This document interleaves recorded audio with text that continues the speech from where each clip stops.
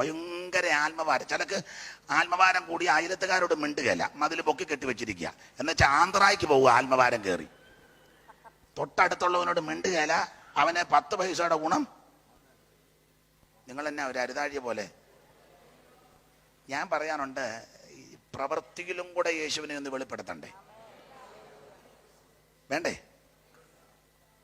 ഈ ഇന്ത്യ അല്ലെങ്കിൽ കേരളക്കാരാ, എൻ്റെ എളിയ ചിന്തയാ, ഇപ്പോ ഉള്ളതിൽ 10 ഇരട്ടി വിശ്വാസികൾ കണ്ടേനം. അത് ഞാനും പ്രതിയായിട്ട് ഞാനങ്ങ് പ്രതികൂട്ടി കയറുക. നമ്മുടെയൊക്കെ പ്രവൃത്തി മോശമായതുകൊണ്ടാണ്. നമ്മുടെ പ്രവൃത്തിയും കൂടെ കുറേയും കൂടെ മെച്ചമായിരുന്നെങ്കിൽ ഇന്നുള്ളതിൽ 10 ഇരട്ടി വിശ്വാസികൾ കണ്ടേനം. ഉദാഹരണം ഞാൻ എപ്പോഴും എല്ലായിടത്തും പറയുന്നത്, ഇവിടെ ഒന്നുകൂടെ പറയാം. ഉദാഹരണം നാട്ടിലെ രീതി വെച്ചാ, ഇവിടുത്തെ രീതിയല്ല, നാട്ടിലെ രീതി. നമുക്ക് വസ്തുവും പുരകിടവും ഉണ്ട്. തൊട്ടപ്പുറേ 5 സെന്റ് ആയിട്ടൊരുത്തം താമസിക്കുന്നത്. ഹിന്ദുവോ മുസ്ലിമോ അക്രൈസ്തവനോ നിരീശ്വരവാദിയോ ആരുമാകട്ടെ, നമുക്ക് തേങ്ങ ഇട്ടപ്പോൾ 100 തേങ്ങ ഇട്ട് കിട്ടാനുണ്ട്. ഒരു ഉദാഹരണമാണ്.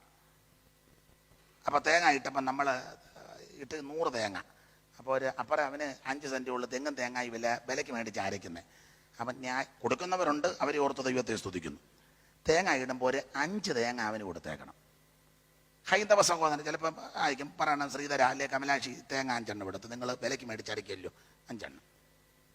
ന്യായമായ ഒരു കണക്കാണ്. 10 എണ്ണം പെയ്ത്തോമി കൊണ്ടുവരണം.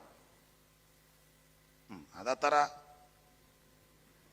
ഞാൻ പഴയ പ്രമാണം വെച്ചാൽ 10, പുതിയതാകുമ്പോൾ നിങ്ങൾക്ക് നെഞ്ചുവേദന വരും, ഓഹരി. ഒന്നാമത് നിങ്ങൾക്ക് ഇപ്പം വേദനയുണ്ടല്ലോ. പഴയ കണക്കാ, പഴയ പ്രമാണം. അപ്പൊ 5 എണ്ണം ആ തെങ്ങും തേങ്ങ ഇല്ലാത്തവനും കൊടുത്തേക്കണം. 10 എണ്ണം പെയ്ത്തോമിൽ. നമുക്ക് പോയിട്ട് 85 എണ്ണം പോരെ? അതോ 100 വേണോ? നമുക്ക് തേങ്ങ അരച്ച കറി കൂട്ടാൻ യോഗവും മുഴുവൻ ദീനമാണ്. എന്നാലും ഒരു തേങ്ങ കൊടുക്കുകയല്ല ചിലര്. എൻ്റെ ഈ ചെറിയ ചിന്തയാ, നമ്മളിത് കൊടുത്തേച്ചേ, ഈ പിറ്റേന്ന് നമ്മൾ പിറ്റേ ആഴ്ച ഗോസ്പൽ ടീം മുമ്പേ പറഞ്ഞല്ലോ, തകരുന്ന കപ്പലും തമ്പിയുടെ ഹൃദയവും. നമ്മളതുമായിട്ട് പിറ്റേന്ന് അതിലെ ഗോസ്പൽ ടീം ചെല്ലുമ്പം ആ ഹൈന്ദവ സ്നേഹിതൻ നമ്മളെ വിളിച്ച് കയറ്റും. ഉപദേശം ഒന്ന് കയറി പ്രാർത്ഥിച്ചു. ആ ഭാര്യയോട് പറയാം, കമലാക്ഷി സ്റ്റൂളിട, അല്ലെങ്കിൽ പായിട്ട് കൊടുക്കുക, അല്ലെങ്കിൽ കസാര എടുത്ത് കൊടുക്കുക, നീ കാപ്പി ഇടാൻ പറയും. ഞാനിത് അനുഭവത്തിൽ നിന്നായി പറയാൻ. അവർ ചെയ്യും. ആ ഘട്ടം നിന്ന് നമ്മൾ അവരോട് സുവിശേഷം പറഞ്ഞാൽ അവർ ശ്രദ്ധിച്ച് കേൾക്കും. കേട്ടിട്ടുണ്ട്. ഇനി ഒടുവിൽ നമ്മൾ പറയുക, ഇറങ്ങാൻ നേരത്ത് അവർ തന്നെ നമ്മളോട് പറയാം, ഉപദേശം ഒന്ന് പ്രാർത്ഥിച്ചേച്ച് ഞങ്ങളുടെ മോള് ചില കഷ്ടത്തെ കൂടെ, അല്ലെ മോൻ്റെ വിഷയം പ്രാർത്ഥിക്കും. നമ്മൾ പ്രാർത്ഥിക്കും, അവർ പക്വതയോടെ നിൽക്കും. നമ്മുടെ ആൾക്കാരാ പ്രാർത്ഥിക്കാന്ന് പറയുമ്പോൾ രാമങ്കാക്ക നോക്കും പോലെ നോക്കുന്നേ. അവർക്ക് പക്വതയുണ്ട്, പക്വതയോടെ അവർ നിൽക്കും. നമ്മൾ പറയുന്ന സുവിശേഷം അവർ ശ്രദ്ധിച്ച് കേൾക്കും. പ്രവൃത്തി കൊണ്ട് മാത്രം ഇവിടെ തന്നെ രക്ഷപ്പെടാത്താൻ ഒക്കത്തില്ല. ഞാനതിൻ്റെ ഒരു മറുവശം പറയുകയാണ്. ഇത് യാതൊരു ഗുണവും ചെയ്യുകയില്ല. 5 തേങ്ങ അങ്ങോട്ട് ഇട്ടപ്പോൾ അവൻ പിന്നെയും പറയാം, ഒരു തേങ്ങയും കൂടെ അവിടെ പോണ്ടിട്ട് തേങ്ങ പെറുക്കുന്നുണ്ട്. അവൻ പറഞ്ഞില്ല, കൊച്ചമ്മേ ആ തേങ്ങ ആ കൊലയിലെ 5 എണ്ണം ഉള്ളായിരുന്നു. അല്ലല്ല 6 ഉണ്ട്, ഒരെണ്ണം അങ്ങോട്ട് തെറിച്ചു, നീ പോയി നോക്കി.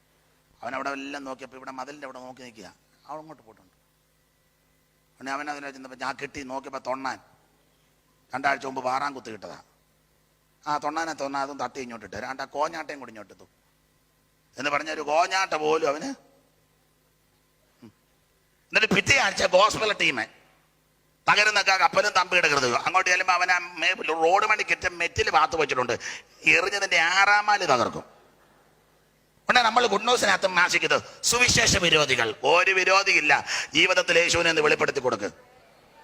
വചനം പഠിപ്പിക്കുന്നത്, നീ അവരുടെ പക്ഷമല്ല ചേരുന്നത്, അവർ നിന്റെ പക്ഷം ചേരും. ഇന്നത്തെ ഈ ശുശ്രൂഷ നിങ്ങൾക്ക് എല്ലാവർക്കും ബോധിക്കുകയല്ലെന്ന് എനിക്കറിയാം. ഞാനും ആ കണക്കിലാവുന്ന നിൽക്കുന്നത്.